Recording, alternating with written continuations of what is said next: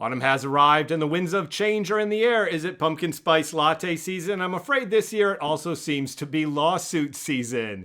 There was, of course, a big announcement of a settlement in the commission lawsuits made earlier this week that made big news. However, there was a subtle MLS change that happened back on August 9th that got almost no attention but will have just as major of an impact. The purpose of this video is not to reiterate major headlines, but instead keep viewers in the know about those pieces of information that fly under the radar. So what and where was this change? Most agents know what is happening. Good agents understand what is happening. Great agents can explain what is happening. This one will be shorter, but stick around to the end of the video for a special tribute. Let's count it down.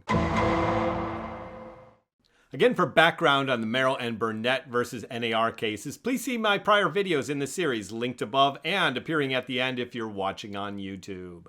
So, of course, making major headlines earlier this week was the RE/MAX settlement. RE/MAX agreed to pay $55 million to the plaintiffs to settle both the Merrill and Burnett, formerly Sitzer, lawsuits. If you're keeping score at home, RE/MAX is now the second major nationwide brokerage to settle, following Anywhere Real Estate's $83 million lawsuit settlement earlier in September. The remaining defendants in both the Merrill and Burnett cases are Keller Williams, Home Services of America, which includes franchises such as Berkshire Hathaway and Long Realty, and of course the National Association of Realtors. There's still about 3 weeks to trial, so I would not be surprised if we see another major brokerage coming to a settlement soon, possibly as early as next week.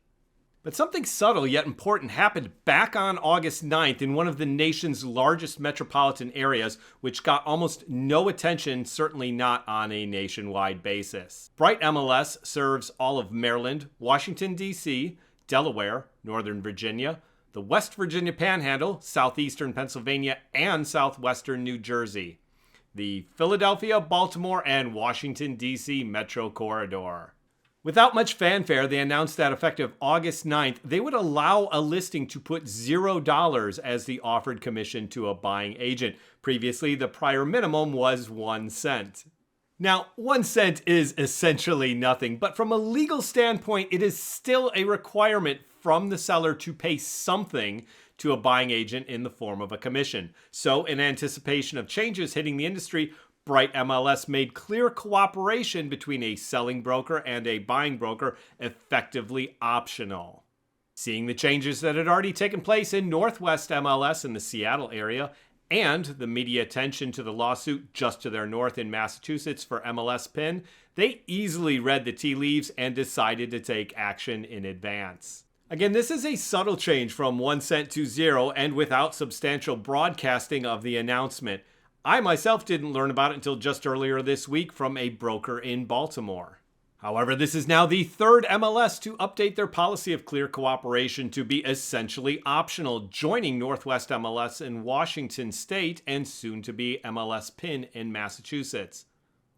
And Bright MLS is probably the largest MLS to date to make this change, both in terms of geographical area and population density. To reiterate, this doesn't prevent sellers from offering a commission to a buying agent, and it doesn't mean that all buying agent commissions are racing to 0, but it is another indication that change is in the air. Is that just me hearing Kansas running through my head? Where is that coming from? If this video brought value to you, please hit that like button and drop a comment below. Better yet, hit subscribe and then go share this video with your friends so they can be in the know. I'm Ted Bland with Libertas Real Estate, and remember, the best way to pay me a compliment is to tell your friends, family, and coworkers about me.